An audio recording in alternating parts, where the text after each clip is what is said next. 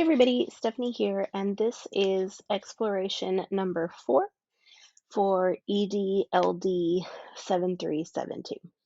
So in this exploration, I did exploration number 1 out of the book, How to Be an Explorer of the World by Keri Smith. And in this one, you were to write 10 things about where you're sitting right now that you hadn't noticed when you sat down.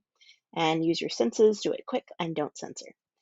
So this week has been a really rough week. My mom has been in the hospital since Tuesday for stroke symptoms.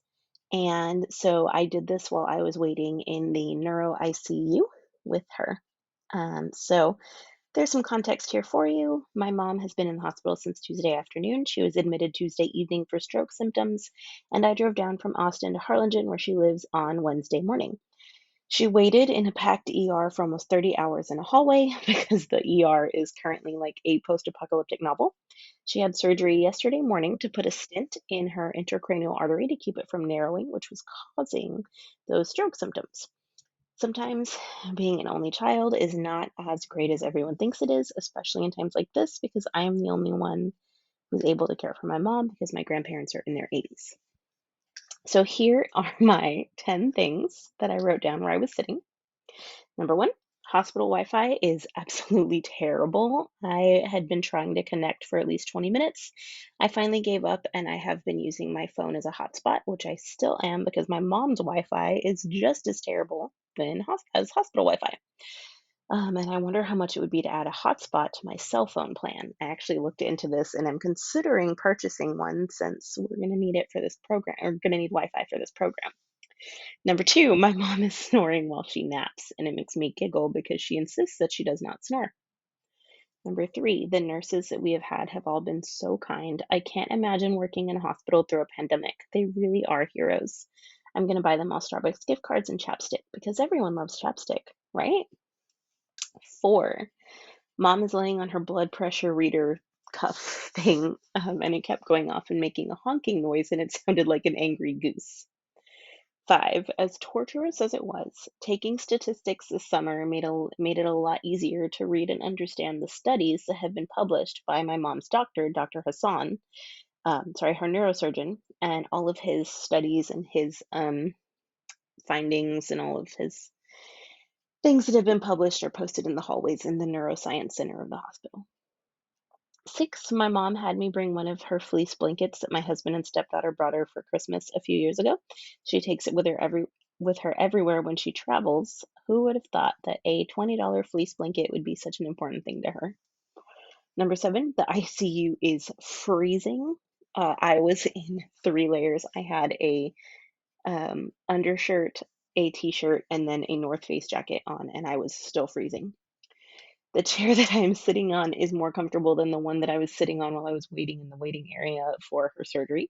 Wonder why that is. 9, I really want to order the new iPad mini. It would be a lot easier to carry around and get assignments done in times like this because I wouldn't have to carry around my bulky iPad. I have the 12.7-inch or my laptop. And number 10, hearing my mom laugh while she talks to her friends on the phone is something that I will never take for granted. Here are some Instagram story screenshots that I wrote during this week just to keep my friends and family updated. So this was on Wednesday. It's been a rough week. My mom was admitted to the hospital for stroke symptoms, and I drove down to the RGV. Oh, this was Friday morning. She's having a procedure done today to put a stent in her intracranial artery to prevent the narrowing that's causing the stroke symptoms. I can't tell you how grateful I am for everyone's thoughts and prayers. Please continue to pray for my little mom and her doctors. Hug your people tight. Also, I can't even begin to express the gratitude I have for the nurses in the stroke unit for taking such good care of my mom. Mom is doing great post-procedure. The doctor said she did great and everything went well. These are some pictures of the studies that are in the hallway that my mom's neurosurgeon did. It was really interesting to see p-value on there because I thought, oh, I know what that means now. This is a picture of a whiteboard in the ICU of her nurses and doctors. Here's me in all my layers. There's my mom smiling. And then this is us tonight when she was finally allowed to come home. So for the reflection, I honestly chose this particular exploration because it was the one that I knew I could get done and was the easiest that I could get done while I have been in the hospital with my mom. I also thought it would be an interesting way to pay attention to different things while waiting in a hospital room. I think to apply this exploration to a study in my particular research area, I think having students do this type of exercise would be fun. This isn't my research area, but this is something I thought about while I was sitting there was I would consider having my students think about a book or a poem or even a painting. And I just thought of this right now, maybe a TV show or something they watch and immerse themselves in it and make them do this exercise where they think about, using their senses as if they were in that story or painting or poem. What did this exploration feel like? It really made me pay attention to little things that I otherwise wouldn't have, like, how nice everyone has been and how, it'd be really convenient to have the little iPad mini right now, or how I should really look into buying a hotspot, or how my mom loves that fleece blanket that she takes everywhere. So just little things. It influenced my senses by causing me to use them in a situation where I normally would want to kind of just step back, and just kind of let myself be almost blank because I'm trying to pay attention to everything from my mom. This exploration made me think about all the small things like the blanket, the sounds of the machines around me, and how I could show my appreciation for others. And I also appreciated that it didn't take very long, but it was still an immersive experience. And it made me notice everything about the world around me, which I think is why this is such a powerful exploration.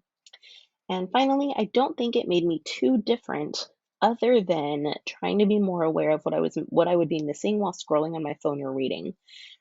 So when I was walking around the hallways, trying to just get some steps and not just be sitting, or when I was waiting for my mom to do things, paying attention to the publications or the things that the studies that the neurosurgeon has done, really absorbing everything and all the science behind what happens when you have a um, it's called a trans ischemic attack, a TIA, which is basically a mini stroke.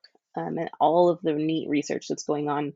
My mom had an intracranial bypass 12 years ago, and just the amount of research and the leaps and bounds that technology has allowed to be made for medicine and neuroscience in those 12 years has changed like drastically. So it was really cool to pay attention to how things have changed in such a short time.